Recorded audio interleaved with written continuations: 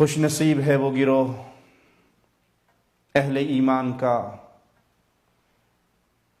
جن کو پیارے نبی جناب محمد الرسول اللہ صلی اللہ علیہ وسلم کی صحبت کا شرف حاصل ہوا۔ ایمان والوں کی یہ پہلی جماعت صحابہ کی جماعت ہے۔ جس کے دل میں ایمان ہوگا وہاں صحابہ کی محبت ہوگی، جس کے دل میں کفر ہوگا وہاں صحابہ کے لیے نفرت ہوگی۔ صحابہ معیار حق ہیں۔ قیامت تک آنے والی انسانیت اگر حق پانا چاہتی ہے تو شرط ہے وہ ویسے ایمان لے کر آئے جیسے محمد الرسول اللہ صلی اللہ علیہ وسلم کے پیارے صحابہ ایمان لے کر آئے۔ ان کا ایمان ہمارے لیے اور قیامت تک آنے والے انسانوں کے لیے معیار حق ہے۔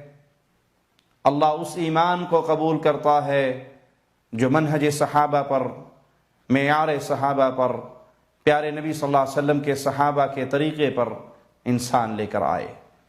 قرآن حکیم میں اللہ مالک نے پیارے نبی صلی اللہ علیہ وسلم کے صحابہ سے راضی ہونے کا اعلان کرتے ہوئے فرمایا والسابقون الاولون من المہاجرین والانصار۔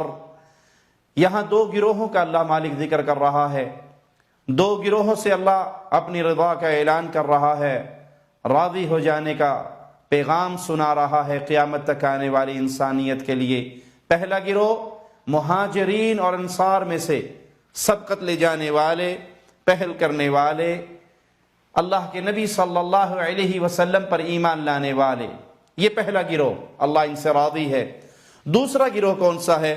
والذین اتبعوہم باحسان، جو ان صحابہ کے نقش قدم پر چلے، جنہوں نے نیکی میں ان صحابہ کے فٹ پرنٹ کو دیکھا، ان کے مطابق اپنی زندگی ڈھالی، ان کے ایمان کو اپنے لیے معیار حق سمجھا اور اس راستے کو اپنایا جو راستہ محمد الرسول اللہ صلی اللہ علیہ وسلم کے پیارے صحابہ کا راستہ ہے۔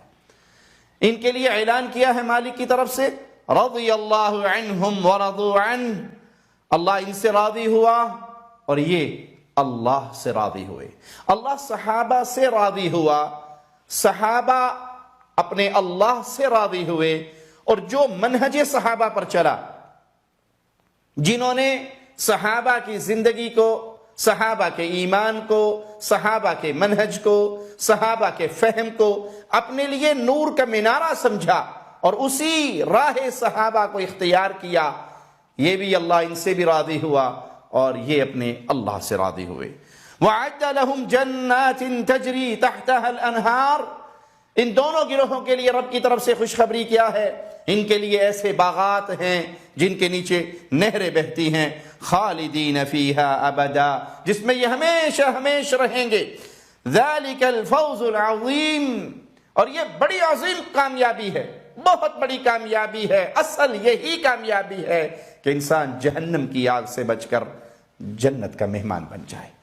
تو صحابہ جنت کے مہمان اور منہج صحابہ پر چلنے والے اللہ کی جنتوں کے مہمان بنیں گے۔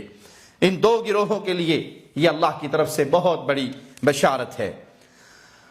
اللہ کا شکر ہے ہم اہل الحدیث ہیں، ہم کتاب و سنت کو ماننے والے ہیں، ہم اہل السنہ والجماعہ ہیں، ہمارا دل صحابہ کی محبت سے کوٹ کوٹ کے بھرا ہوا ہے، ہمارے رگ رگ کے اندر حب صحابہ جاگزی ہے، ہم صحابہ کی محبت کو اپنے لیے ایمان سمجھتے ہیں، اپنی زندگی کی قیمتی ترین متاع سمجھتے ہیں۔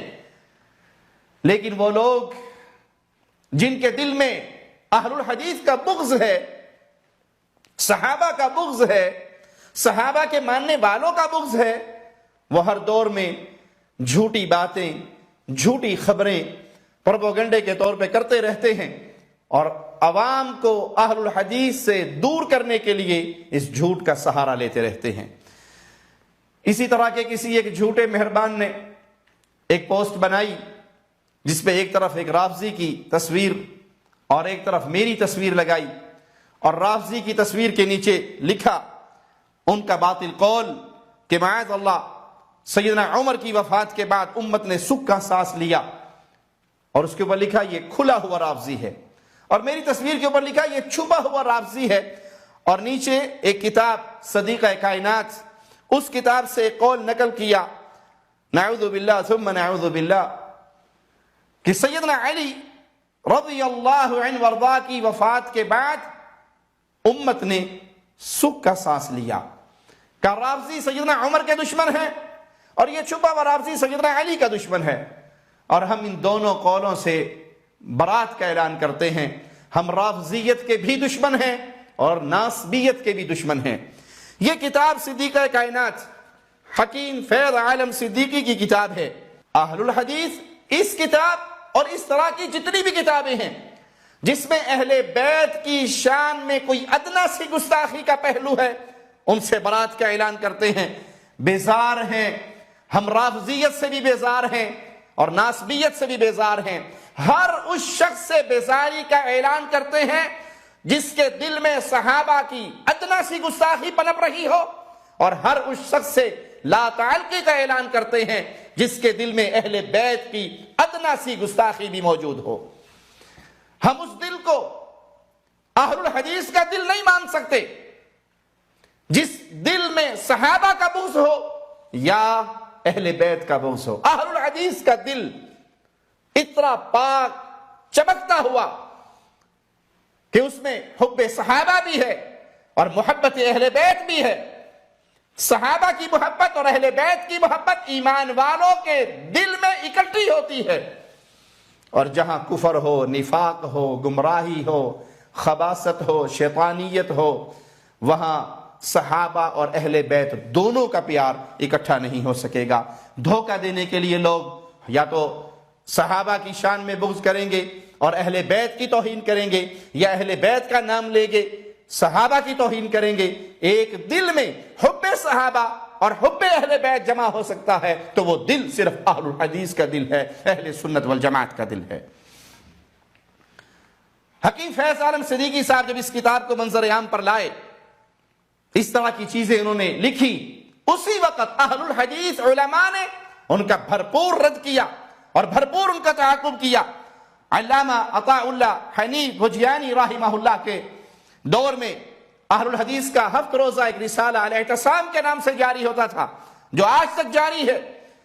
اس رسالے میں حکیم فیض عالم کی تردید میں کئی ایک مضامین شائع ہوئے، اہل الحدیث نے بھرپور، علماء نے بھرپور طریقے سے ان کے اس نظریے کا رد کیا۔ اہل الحدیث کا اس نظریے سے کوئی تعلق نہیں، ہم گستاخ صحابہ کو بھی مجرم جانتے ہیں اور گستاخ اہل بیت کو بھی مجرم جانتے ہیں، لیکن افسوس ان لوگوں پہ جو اہل الحدیث کی سچی کھری سچی دعوت سے روکنے کے لیے اس طرح کا جھوٹ پھیلاتے ہیں۔ اللہ ان کو ہدایت دے، اگر ان کے نصیب میں تو نے ہدایت لکھی ہے، وگرنہ ان کے وجود سے اس دھرتی کو پاک کر۔ جس دل میں صحابہ کا بغض ہو یا اہل بیت کا بغض ہو، یہ دل اہل ایمان کا دل نہیں کہلا سکتا۔ اللہ سے دعا ہے اللہ ہمیں زندہ رکھے، ایمان کی بہترین حالت پہ رکھے، اور ہمیں موت دے تو ایمان کی بہترین حالت میں موت دے، اس حال میں موت دے اللہ ہم سے راضی ہو، ہم اپنے اللہ سے راضی ہو۔